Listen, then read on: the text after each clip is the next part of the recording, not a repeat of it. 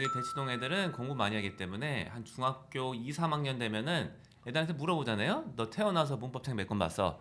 한 20권 이상 본 것 같아요. 그런데 이 친구들이 잘 못하는 경우가 많아요. 왜 그러냐? 항상 똑같아요. 저희가 단어 시험은 요새 다 어떻게 바꿨냐면은 문장을 주고서 그 빈칸을 뚫어놓고 거기에 적합한 단어를 쓰게 다 바꿨어요. 네. 중학교 2하 학년들은 왜 그러냐? 이 목적 때문이에요. 정답률이 90% 이상이 나와야지 중2 타겟팅의 문법 교재를 이해할 수가 있다. 안 그러면 의미가 없어요. 이거는 밑 빠진 독의 무붓기예요. 교육 불평등을 만드는 정보 비대칭 부숴버리겠습니다. 남기정입니다.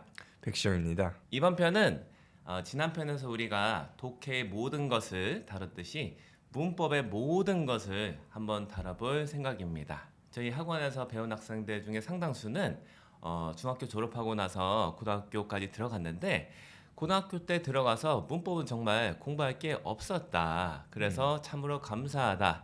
이런 말을 하는데요.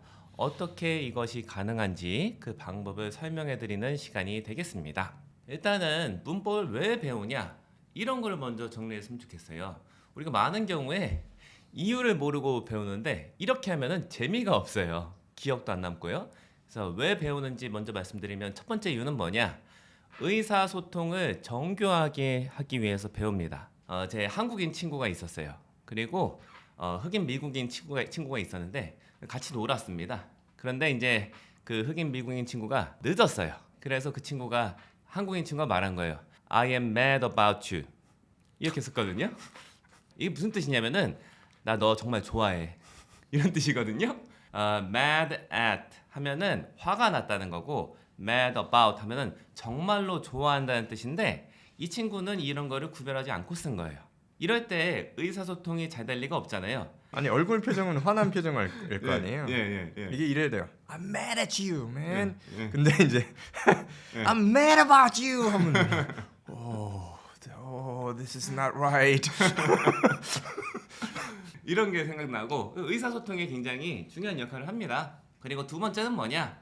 학교 시험 그리고 나중에 뭐 공인영어 시험, 뭐 탭스든 토익이든 뭐 이런 시험에서 굉장히 중요하게 작용을 해요. 실은 더플 시험도 문법이라는 영역은 없어졌는데 말하기랑 쓰기를 할 때 이게 반영이 됩니다. 채점 영역 중에서 하나가 그래머예요. 그래서 이런 데 도움이 된다 이렇게 말씀을 드립니다. 그러면 문법을 어떻게 배우는 것이 좋은가 시기별로 말씀을 드리겠습니다. 우리가 뭐 초등학교 저학년부터는 적어도 영어를 배우잖아요. 왜냐면 공교육 과정에도 이게 있습니다. 배우는데 유치원 때부터 배우는 학생들도 많고요. 이렇게 할 때 문법은 어떻게 배우냐? 따로 안 배우는 겁니다. 문법을 근데 어떻게 습득할 수가 있냐? 우리가 많이 글을 읽고 많이 글을 쓰다 보면은 문법이 저절로 습득이 돼요. 그래서 어린 학생들도 뭐 일기 쓰기나 뭐 책 읽고 요약하기 혹은 뭐 어떤 간단한 주제에 대해서 자기 생각 쓰기 이런 거 하잖아요. 이때 스스로 쓰면서 자기 스스로가 문법에 대해서 생각해보게 돼 있어요. 아무런 첨삭을 안 해줘도 스스로 생각하게 됩니다. 이게 첫 번째로 배우는 거고 여기서 이제 더 할 수 있는 건 뭐냐면은 글 쓴 다음에 첨삭 지도를 하잖아요. 그러면 그게 문법이 상당히 반영이 돼 있습니다. 뭐 이럴 때 이제 좀 잡아주면 좋은 것이 어순, 시제 이런 것들을 잡아주는 거 그리고 뭐 가능하다면은 나중에는 뭐 능동수동까지 이렇게 하면 좋습니다. 그래서 이런 순서로 배우면 좋고요. 이거는 글쓰기를 통해서 문법을 다듬는 거는 이게 나이가 차면서도 계속 진행할 수 있는 방법이에요. 그리고 이제 초등 고학년 정도 되면은 문법을 뭐 책으로 좀 배워도 괜찮습니다. 그때 이제 우선적으로 해야 될 건 뭐냐면은 우리가 항상 강조하는 거 품사와 문장 성분 이거를 습득하는 게 가장 우선시 되어야 합니다. 이게 왜 중요한지를 말씀을 드릴게요. 품사랑 문장 성분은 모든 문법 설명의 도구가 되는 거예요. 품사와 문장 성분은 문법의 언어다 이렇게 생각을 하시면 돼요. 그런데 이 도구가 되는 것을 이해를 못했는데 이 도구를 통해서 제3의 개념을 설명을 한다 하면은 이거는 이해할 수가 없잖아요. 그래서 품사와 문장 성분을 먼저 초등 고학년 때 문법을 통해서 익히면 좋다. 품사를 안다는 거는 무슨 뜻이냐면은 뭐 예를 들어서 명사는 이름이다 이런 식으로 정의를 외우는 게 아니에요. 실제로 자기가 읽어서 뜻을 아는 글에 품사랑 문장 성분이 어떤 건지를 밝혀내는 거를 할 수가 있냐. 영자 신문 같은 거 한쪽을 읽었는데 의미를 다 안다 자기가. 그러면은 거기에 사용된 모든 단어의 품사랑 문장 성분을 다 밝힐 수가 있냐? 이렇게 하면 안 거고 아니면 모르는 거예요. 이거는 이론을 그냥 외우는 게 아니라 훈련을 하는 거다. 훈련이 주가 되어야 한다. 이런 말씀을 드립니다. 그래서 이제 그 이론을 저기 이해를 했어도 이게 체화가 안 된다고 보시면 돼요. 근데 이제 훈련을 통해서 자기가 계속 찾아보면서 그래서 품사하고 문장 구성 요소를 찾아보고 그 틀리고 맞는 걸 확인하면서 그것이 이제 체화가 돼요. 그래서 많은 부분은 어떤 경우는 정확히 이론상으로는 모르지만 맞춰요. 요것이 요 정도 느낌이 오고 아 이런 거 같아 하고 딱 썼는데 맞췄어요.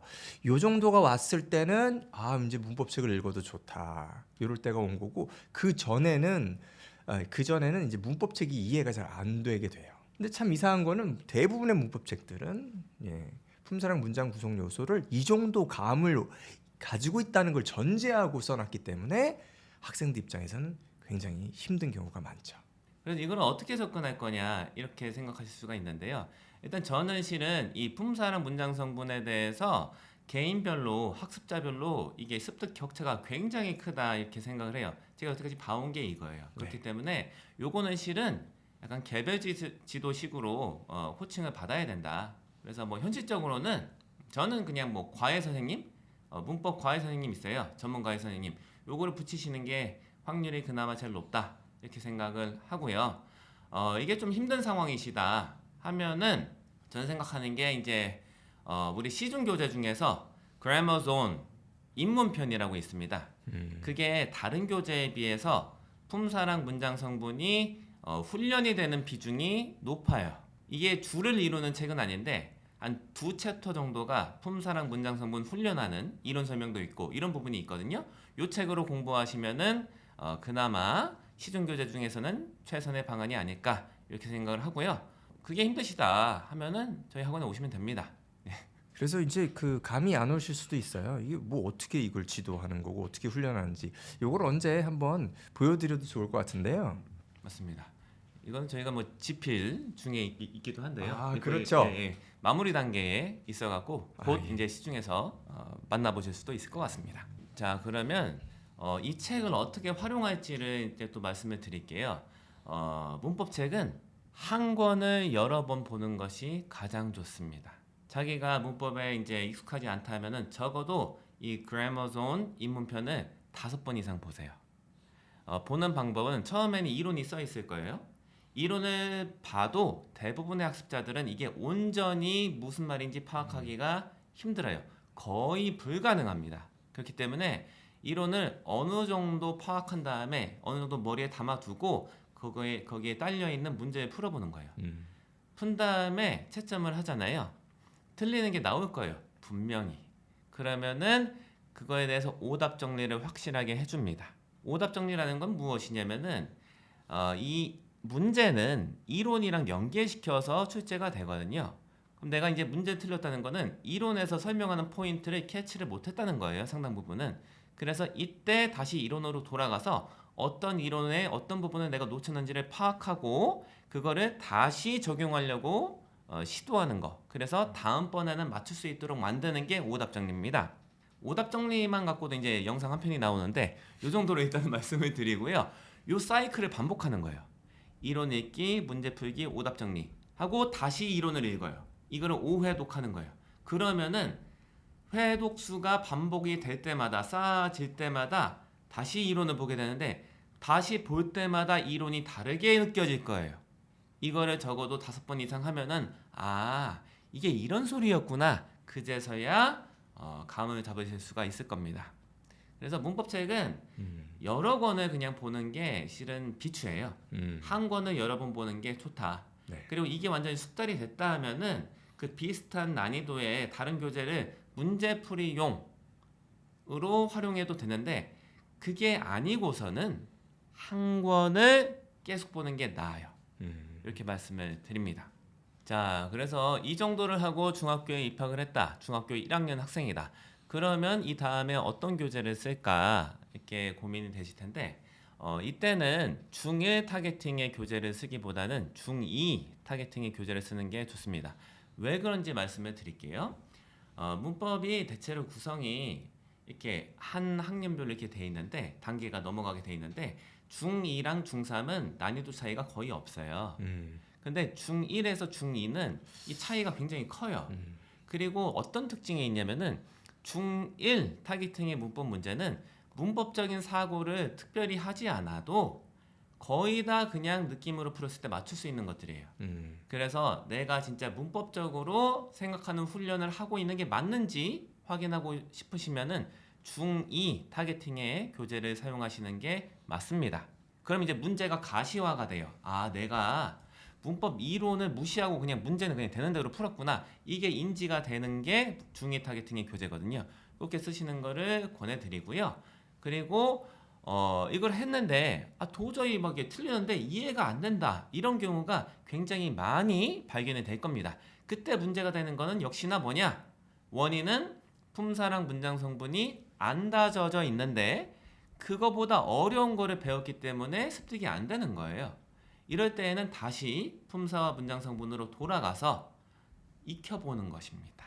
그래서 뭐 이게 실질적으로 잘 가고 있는 건지 확인할 수 있는 방법이 있어요. 뭐냐면은 중3 교과서의 텍스트를 시중에서 쉽게 구할 수가 있습니다. 본문 한쪽을 딱 피세요. 읽었을 때 뜻은 잘 파악이 될 겁니다. 그러면은 그 본문 한쪽에 있는 모든 단어의 품사와 문장 성분을 다 한 번씩 찾아보는 거예요. 이 단어는 무슨 품사? 문장 성분은 뭐? 다 해보는 거예요. 그래서 정답률이 90% 이상이 나와야지 중2 타겟팅의 문법 교재를 이해할 수가 있다. 안 그러면 의미가 없어요. 이거는 밑 빠진 독에 물 붓기예요. 그래서 교재 활용법은 동일합니다. Grammar Inside 2 요 교재로 책을 보는 건데 이론을 보고 문제를 풀어봐요. 틀리면 오답 정리, 그리고 다시 이론 보기, 그리고 다시 틀렸던 문제 살펴보기. 이거를 5회독을 반복해요. 그리고 나서 난 이제 감 잡았다. 이게 이 책을 쓴 사람이 의도한 대로 내가 받아들이는 게 맞구나라는 느낌이 와요. 그러면 그 문제풀이 연습용으로 비슷한 난이도의 교재를 좀 찾아서 풀어볼 수는 있어요. 근데 그 전까지는 이게 완전히 숙달이 되기 전까지는 5회독 먼저 하는 게 먼저다. 그러면 이제 이게 됐으면은 다른 교재 뭘 봐야 됩니까? 이렇게 생각이 들 수가 있는데 저희 학원 블로그에 보면은 우리 학생들 쓰는 교재를 다 올려놨어요. 그래서 링크를 남겨둘 테니까요. 들어가셔서 같은 학년 또래 아이들이 쓰는 교재를 살펴보시고 그 중에 하나 선택하셔갖고 그런 문제 풀어보시면 됩니다. Grammar Inside 2를 굳이 설명드리는 이유는 이것도 품사랑 문장 성분 훈련하는 파트가 따로 있어요. 다른 교재보다 많기 때문에 이 교재를 추천드리는 바이고, 그리고 본 교재랑 워크북이 분리되어 있습니다. 그래서 워크북은 대체로 문제가 쓰기 중심으로 되어 있고요. 본 교재는 객관식 중심으로 되어 있는데 목적에 맞춰서 선별적으로 풀 수도 있다 하는 차원에서 장점이 있는 교재다 이렇게 생각을 해서 권해드리는 바입니다. 자, 그래서 중학교 2학년에 진학을 하게 된다. 방법이 뭐가 다를까요? 아닙니다. 중1 때 하던 방식이랑 똑같이 해도 돼요. Grammar Inside 2 요거 한 권을 숙달을 했다 하면은 중3 문법까지 다 됩니다. 예, 그래서 중2 때까지는 똑같은 방식으로 하셔도 되고요. 그리고 중3이 되었다 하면은 고등을 대비하잖아요. 이때 이제 추천드리는 교재는 진짜 잘 이해되는 고교 영문법이라는 책인데 이게 두 권으로 나눠져 있습니다. 이 책은 굉장히 실은 세세해요. 그래서 흔히 말하는 K문법 요거까지 다 담고 있어서 요 두 권을 숙달을 하면은 고등학교 때 진학한 후에 실은 새로운 게 딱히 없을 거다. 했던 것만 그냥 계속 본다 이런 느낌으로 가니까 아이들이 아니 고등학교 가니까 뭐 새로운 게 없던데요? 이런 말을 하는 거예요. 이것도 마찬가지입니다. 5회독 같은 방식으로 이론 읽고 문제 풀고 오답 정리 다시 이론으로 돌아와서 이 사이클 5번 정도 반복하면은 이게 이 소리였구나 라고 숙달이 되실 거예요. 그 방법을 권해드리는 바이고요. 그 다음에 해야 될 거는 무엇이냐면은 어법 기출문제, 모의고사랑 수능에 나왔던 어법 기출문제 있잖아요. 요거를 지난 10년간 어법 문제만 모아놓은 자료들이 있어요. 이거를 어디서 구하냐? 황인형 영어 카페라고 있어요. 거기 들어가신 다음에 어법 기출 모음 이렇게 검색하시면은 그것만 모아둔 게 있는데요.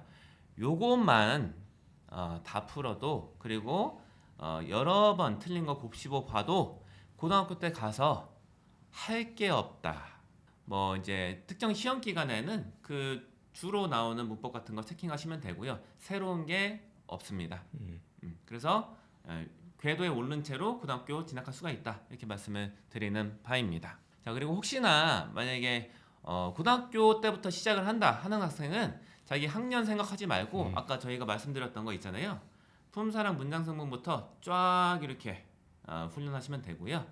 글쓰기를 통한 글쓰기 첨삭 지도를 통한 문법 그 적용력 높이기, 요거는 그냥 계속 하시면 돼요. 이건 실은 대학생 가서도 계속 하시면 됩니다. 예, 이렇게 말씀을 드리는 바입니다. 말씀하신 것처럼 품사랑 문장 성분이 중요한 건 이제 알겠어요. 그러면 단어를 암기하면서 품사도 같이 암기하는 게 좋은 방법일까요? 예문을 같이 배우는 게 품사를 익히는 법이에요. 고수들은 다 이렇게 해요. 그러니까 문장을 기억하는 거예요. 문장이 기억하기 힘들면 적어도 그 앞뒤 단어 뭔지를 기억하는 거예요. 그렇죠. 그러면은 품사를 당연히 딸려오게 돼 있어요. 품사 개념이 형성이 돼 있으면은 예문을 이거 기억하잖아요. 적어도 앞뒤를 기억하면은 이게 무슨 품사인지가 딸려오는 개념이에요. 이렇게 해야 돼요. 그럼 이렇게 하는 게 왜 좋냐면은 어떤 게 해결이 되냐? 우리 연어라는 게 있어요. 연어 네. 그 사시미 연어 이런 게 아니라 collocation이라고 해갖고 단어마다 짝꿍이 있거든요. 네, 그렇죠. 이 짝꿍까지 같이 습득이 되는 거예요. 이게 어디에 도움이 되냐? 말하거나 쓸 때. 그리고 시험에서도 변별력 있는 문제 이런 거나 공인영어 시험에서도 이 collocation을 물어봐요.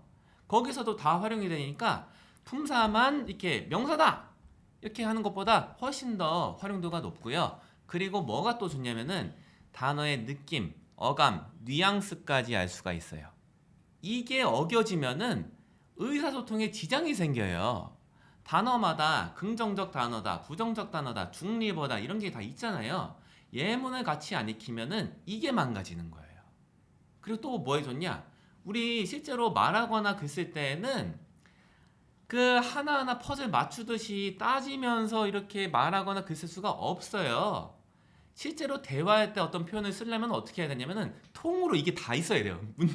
문장이 통으로 머릿속에 들어가 있어야지 듣자마자 바로 0.5초 만에 답하고 이런 거잖아요. 이게 되려면은 예문을 같이 기억하는 거다. 저희가 단어 시험은 요새 다 어떻게 바꿨냐면은 문장을 주고서 그 빈칸을 뚫어놓고 거기에 적합한 단어를 쓰게 다 바꿨어요. 중학교 이하 학년들은 왜 그러냐? 이 목적 때문이에요. 품사도 같이 익힐 수 있고 collocation 같이 하고 단어의 뉘앙스까지 같이 잡기 위해서. 근데 이거를 효용을 모르시는 분들은 가끔가다 이제 따져 모르시는 분들이 있는데 이렇게 좀 봐주시면 될 것 같아요. 이게 없으면은 어차피 이 단어는 외워도 못 써먹어요. 네. 그래서 단어의 품사를 외우기보다는 예문을 같이 익혀서 품사가 딸려오게 만든다. 이렇게 하는 게 적합한 표현이라고 생각합니다. 말씀하실 때 계속 K문법도 말씀을 하시는데 K문법이 도대체 뭘까요?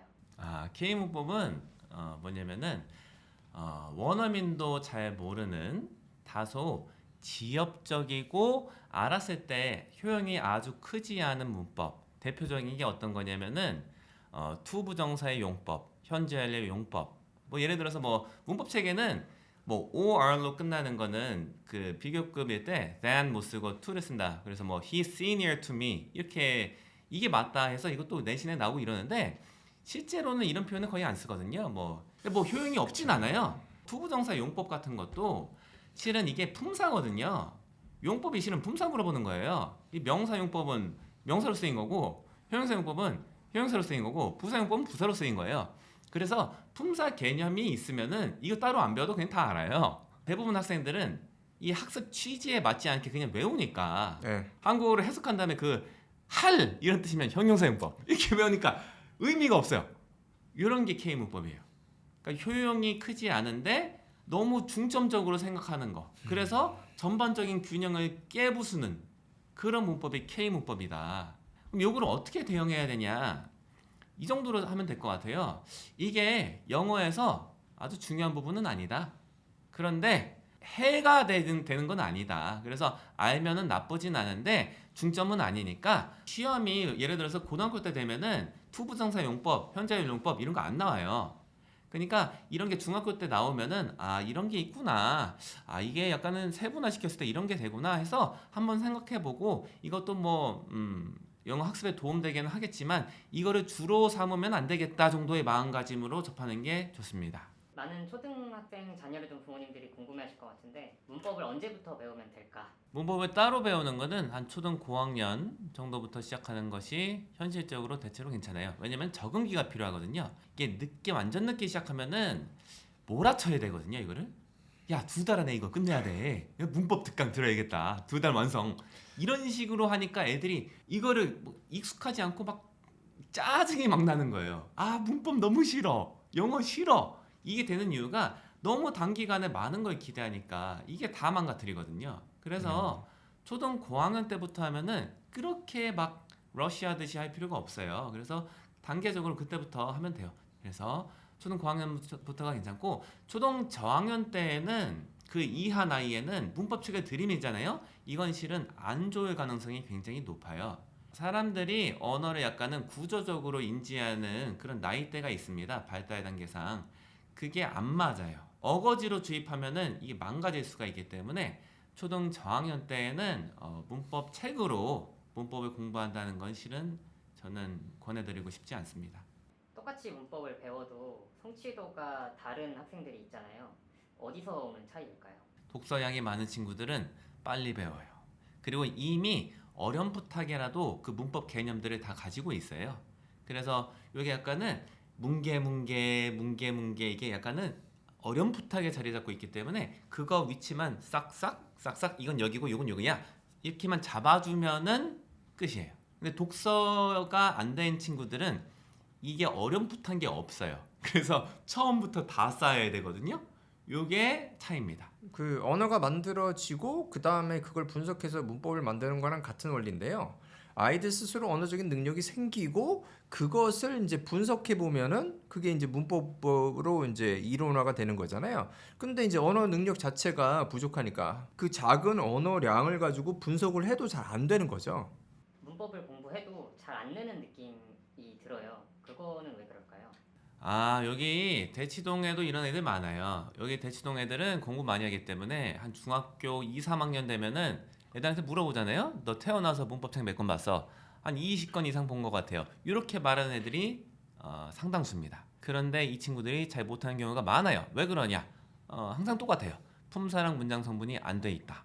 그게 원인입니다. 저는 좀 놀라운 건데 이 놀라워요. 진짜 놀라운 게 이 잘못된 방법으로 아이들이 공부를 하고 있거든요. 품사랑 문장 구성 요소를 모르고 문법을 공부하고 있는 거예요. 이게 지금 수십 년 동안 지속된다는 게 이해가 안 돼요. 그리고 이걸 누가 나서가지고 이걸 고치려고 아직까지 안 했다. 이것도 이해가 안 되고 그래가지고 저희들이 하려고 하는 거죠. 이걸 이제 바꾸려고. 아 이건 정말로 비논리적이고 그 많은 아이들이 그 많은 시간을 투자하는데 잘 안 되는 걸 계속 하고 있는데 이거를 그냥 두고 있다 이렇게 생각을 하면은 굉장히 좀 마음이 안 좋고요. 그리고 이거를 이 전공하시고 이거를 생각하고 정책을 만드시고 이런 분들이 있잖아요. 이분들이 모르지 않을 텐데 어떻게 그분들 중에서는 분명히 이 사실을 알고 깊이 느끼실 텐데 이게 계속 지속되고 있다는 게 화가 납니다, 사실은. 맞아요. 이 품사랑 문장 성분은 실은 수학으로 치면은 사칙연산 더하기 빼기 곱하기 나누기거든요. 네. 우리가 초등학교 때 사칙연산 배우잖아요. 더하기 빼기 곱하기 나누기. 이론을 배우는 건 굉장히 간단하죠. 하루면 알려줄 수 있어요. 사칙연산. 근데 그거를 몇 년 동안 훈련하죠. 초등학교 때. 근데 문법은 왜 이렇게 안 하냐. 지금 중학교 되면은 바로 방정식을 배우는 거예요. 네. 더하기 빼기 곱하기 나누기를 훈련을 한 적이 없는데 네. 그게 이제 품사랑 문장 성분인데 그게 안 쌓인 채로 바로 너네 방정식 해야 돼. 그 바로 야 관계대명사 뭐 이렇게 배우니까 될 리가 없죠. 그러니까는 4칙 연사를 막 훈련을 시키지 않아도 그냥 잘하는 아이들이 있어요. 그런 애들만 이제 방정식 배우고 잘할 수 있게끔 내비로 두는 거랑 같은 거죠. 이게 어디랑 비슷하냐면 미국에서는 곱하기 같은 거 외우게 안 시키거든요. 굳이 그냥 계산기 써라. 근데 그 아이들이 어떻게 됩니까? 중학교 가고 고등학교 가면은 수학을 잘하기가 굉장히 어려워요. 이 머릿속으로 이게 빨리빨리 돼야 되는데 자연스러운 건 전혀 안 되고 계산기 써야 되고 거기서 막히고 답답하고 수학 싫어하게 되고 이런 게 이제 똑같다고 봐요. 이게 영어를 싫어하게 만드는 구조를 생산하고 있다. 이 4칙 연상이 안 되는, 즉 기초가 없는데 그래서 이건 진짜 이해가 안 된다. 이렇게 좀 봐요. 그러면 문법하고 흔히 말하는 구문은 무슨 관련이 있나요? 문장 성분을 의미 파악에 활용하는 게 구문이에요. 그래서 문장 성분이 돼 있다 하면은 구문책으로 뭘 가르치려고 하잖아요. 그럼 얘네 반응이 어떠냐면은 이미 다 아는 건데 뭘 이걸 써놨어? 네. 이 반응이 나오는 거예요. 네. 분리되어 있는 게 아니에요. 그리고 어떻게 보면은 이 독서를 많이 읽은 게 품사랑 문장 성분 자연스러운 습득을 도와준다 했잖아요. 얘네가 이게 왜 잘 되냐? 읽으면 의미를 파악하잖아요. 의미를 파악할 때 문장 구조에 대해서 이해가 없으면 의미 파악이 안 돼요. 그러니까 문장 성분 개념이 다 있는 거예요. 완전 뚜렷하게는 아닐지라도 어렴풋하게라도 다 있어요. 많이 책을 읽은 친구들은.